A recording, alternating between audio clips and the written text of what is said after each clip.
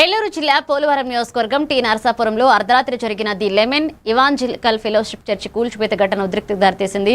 జనసేన మండల అధ్యక్షుడు అడప నాగరాజు ఆధ్వర్యంలో జేసీబీలతో ప్రార్థనా మందిరాన్ని కూల్చివేశారన్న ఆరోపణలపై బాధితులు క్రైస్తవ సంఘాలు ఆగ్రహం వ్యక్తం చేశాయి. ముందస్తు సమాచారం ఇవ్వకుండా పవిత్ర గ్రంథాలు సామాగ్రి తీసుకునే అవకాశం లేకుండా ధ్వంసం చేశారని వారు ఆరోపించారు. నిందితుల అరెస్టు డిమాండ్ చేస్తూ వందలాది మంది కొవ్వొత్తులతో రహదారిపై ధర్నా చేపట్టారు. ఎమ్మెల్యే చిర్రి బాలరాజు స్పందించి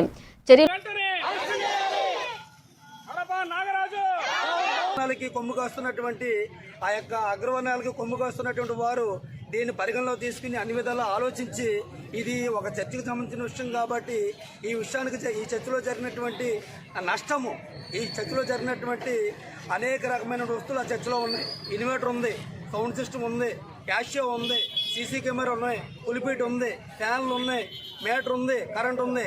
2 లక్షల రూపాయలు సామాను చర్చలో ఉంది. 2 లక్షల రూపాయలు చర్చ్ సామాను చర్చిలో ఉంది. ఆ చర్చి కట్టడానికి మాకు 5 లక్షలు ఖర్చు అయింది. చేయగల అతను వచ్చి ఏం చేస్తున్నారు ఏంటనంటే మేము చర్చి కట్టుకున్నాం అంటే మా బాత్రూంలో ఉండే రండి కడుక్కుందరు కానీ అని అన్నాడు. అయితే మేము వెంటనే మళ్ళీ స్టేషన్ కాడికి వెళ్ళి ఫిర్యాదు ఇచ్చాం. ఇలా జరిగింది. అలా ఇలా చేయవలసిన పని ఏంటి? మేము బ్రతికే పని లేదా? క్రైస్తవులు బ్రతికే పని లేదా? కారణాలు పూర్తిగా మేము ఖండిస్తూ ఉన్నాము.